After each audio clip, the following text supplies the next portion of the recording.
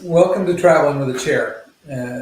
Today's show, we have some good news and some bad news. I'm going to kind of make a sandwich out of it. We'll do good news, and we'll do the bad news, and then we'll do the good news. The good news at the end is some pretty interesting changes. I think you'll find them exciting. If we're meeting for the first time, my name is Ken Edmonds, and on this channel, Traveling with a Chair, I provide information that helps people travel better, spend less, and I especially provide information that's useful to those that travel with some kind of challenge. Now, I'm not talking about the normal challenges with kids and husband and wife, but people that face challenges as they travel. I try to provide information that's useful. Today's show, we're going to be talking about some cruise news from today. And like I said, you're going to want to stay all the way to the end because at the end I've got some pretty interesting change that was made. Let me pop up. So in the show, we're going to talk about NCL, we're going to talk about Holland America, Princess, and Seabourn, and Royal Caribbean. All of those. Hi Pam, nice to have you with me today. I'll put it up here. I can pop that up for a minute. If anybody's got any comments, questions, or just checking in to say hi, do me a favor, go ahead and pop them up, and I'll be able to see them. If you're watching on the replay, do me a favor, just go ahead and put comments in the comment section, and there'll be a survey, a poll a few minutes in. So do me a favor and answer that as well. Appreciate everybody joining me. It's nice to have people in the audience tonight. Make that go away. Anyway, so we'll start with the good news. First of all, after yesterday's show, I was a little concerned about the state of NCL, and they managed to get their financing approved, and so they picked up $2.3 billion in funding today. And that sounds like a lot of money, and it is a lot of money. It's more than I have in my checkbook anyway. But it's enough money to allow them to operate for about a year without any sailings. And that's pretty much what Carnival has and Royal Caribbean. Pretty much all of the cruise lines are putting together war chests, we could say, to give them enough money in case things go worse than they expect. What I would say is, and one of the things that I expect, one of the things I expect to see is I expect to see more cancellations coming out, basically from everybody, with the exception maybe of Carnival and Carnival family ships. We'll get in and talk a little bit about what they canceled today. They cleaned up a lot of things that I was expecting to cancel. They canceled them, so I don't know if they're done yet or not. A lot of it will depend on how things go and with virus issues. But with NCL, they were in their 8K statement that we talked about yesterday. They're in the process of putting some ships into cold layup, which basically means it's got just barely enough crew to keep the vessel safe. They will have taken steps to preserve all the cloth fabric on the ship to keep it from molding. So it takes a while. It can take as much as a month to get that ship back up to operation. Since they're in the process of starting that now and taking their crew members home, that makes me think that it's not likely they expect to start all their ships in July. And in fact, I'd be very surprised if they sail any in July. That is my opinion, not anything that I have facts to prove. But we can look at what happened with some of the other cruise lines today, and you'll get a feel for why I think that. So question today, and this is the one, there's a survey. Did you have a cruise booked with NCL? If you did, do me a favor, put a comment down in the comments or in the chat box. If you're watching it on the replay, do me a favor, take the survey. It'll be up above. So let's talk about what Princess did today. They canceled all of their Alaska cruises. So that means now all of the Carnival family ships, and we'll see, I'll pop Holland America, Seabourn up, but basically all of the Carnival Corporation ships are not going to Alaska this year. And that's really bad news for the people up there that depend on it. They've canceled all of their Europe season. Transatlantic cruises, for the summertime anyway, are canceled. All your summer Caribbean cruises, the Canada and the New England cruises, and that's all Canada and New England cruises, not just the summer. Basically, they canceled that season.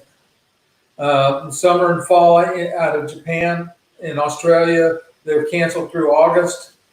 The fall sailings to Hawaii and French Polynesia are canceled into November. So they've canceled a tremendous chunk of their schedule. And like I said, I'm not entirely surprised, because what this lets them do is put these ships into cold layup. And as I mentioned last night, it saves them about $2 million, anywhere from $1 to $2 million per ship per month. So it makes a huge difference. Yeah, Pam said she rebooked. I'll pop. Yeah, and I had a trip that got canceled on NCL. I haven't decided where I'm going yet. But anyway, so the result is that most of Princess schedule is canceled. The only thing that are left as options right now is going to be fall, winter Caribbean and fall and winter Mexican Riviera and like Panama Canal types of cruises. It's just been it's been a bad year. A lot of things have gotten canceled. They are treating their passengers very well. If you're paid in full, you can either get a refund or you get 125% future cruise credit. If you have a deposit that's inside the cancellation period where you can't get your deposit refunded, then you can get it doubled. So if you have a $500 deposit, they turn it into $1,000, but it can't be more than the cost of the cruise. And we're going to see, that's pretty much what's happened with Holland America as well. All of 2020 Alaska, Europe, and Canada, New England sailings are gone. So basically, they've wiped out most of their, at least until early fall, schedule completely. And the ships that would normally transition from being up north in the in the summertime now will be coming down. And I expect that they're probably just staying where they are around Bahamas, Miami, those areas. So what will probably happen is we'll start to see them taking fall reservations and start to see fall sailings open up, very similar to what we did with Carnival. I don't know that they'll start as early as Carnival did in August. The downside of Caribbean cruising in August is you're starting in the heart of the hurricane season, so that adds some more challenges.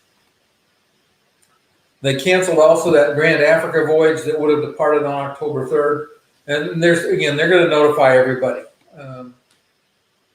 Seabourn, what they did was they've canceled pretty much they canceled all of Europe, all of Alaska, British Columbia, all of Canada, New England, and then the Encore and the Ovation are canceled into October and into November.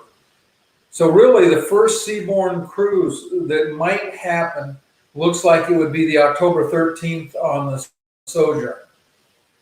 And I didn't look to see where that itinerary went, but again, the end result is what we've seen is pretty much all of the Carnival lines are shut down through August at the earliest, and probably most of them, into September, October timeframe. Again, it's going to be a huge hit to them financially, but hopefully we'll get to a point that we can start cruising again, because I'm pretty sure that everybody's like I am, and they're wanting to cruise. I have some future cruise credit on Carnival that I want to use. I had an Alaska cruise that I really wanted to go on that's not going to go. So it'll be interesting to see. This is the other really good news. I was on a meeting on a Zoom call today with Royal Caribbean. And for passengers that have cruises booked that are going to be that are booked and would schedule to depart before August 2020, August 1st. They have two new programs, and both of them are really nice for their passengers. The first one is this best price guarantee. So for up to the 48 hours prior to your cruise, if there's been any discount that's come along that would lower your price, if you're outside of final payment date, obviously you get it as a reduced payment. If you're inside final payment, you get it as an onboard credit. But if your cruise, let's say that you're booked for an August 1st cruise and you booked it at $2,000, now it drops to $1,000, you're inside final payment, you're going to get $1,000 on board credit. And that's a lot of onboard credit. You may wish to have it back as cash, but if you're inside final payment, it'll be a future cruise credit. Or I mean, excuse me, it'll be a onboard credit. But if you're outside of final payment date, and I want to try to clarify some of this a little more tomorrow with Royal Caribbean. I have a couple of questions that have popped up as I'm talking even. But that to me is a really nice perk. Then the other thing that they did that I thought was really nice is they have a program called Lift and Shift. So basically what you can do is you can take an existing booking. So let's say that if you are, let's say you're going to Alaska on August 1st of this year. Pam's on NCL. She and I are both NCL fans. But anyway, so on Royal Caribbean, if you were booked on an August 1st sailing to Alaska, you can just take that sailing and transfer it to next year. And you can go 4 weeks either way from the date you're sailing. So August 1st, you could back up till about July 1st to about September 1st would be the window. And so it's anything for rebooking that's eligible for rebooking between now and August 1st. You get you get the price and the promotions and everything that you had. You just have to be within that 4-year period. Excuse me, that 4-week period. I'll pop up your question there, Pam. Do I think the others will follow Royal? I think that Royal is putting pressure on the other lines. It's a very competitive business. It's going to be even more competitive. Some of the things, and we didn't talk a lot about it last night, but right now, I don't think anybody's going to sail full when they start sailing. There's a lot of people. There's those of us that are diehard cruisers who would get on a ship tomorrow if we could. But there are other people that are so much more cautious, and it's going to impact bookings even into next year. In fact, that was one of the things that NCL made in statement they made in their 8K report, which is a report they filed with the SEC. They said that they expect continued softness into 2021. And because if there's low demand, that means prices are going to drop and the competition is going to go up to get the customers. So I would not be surprised at all to see Royal Caribbean set a standard here with this, and the other cruise lines will come up with something very similar to match it. Pretty much that's what they've been doing across all the cruise lines, is trying to come up and match everybody else. Like I said, it's a very competitive business. Anyway, that is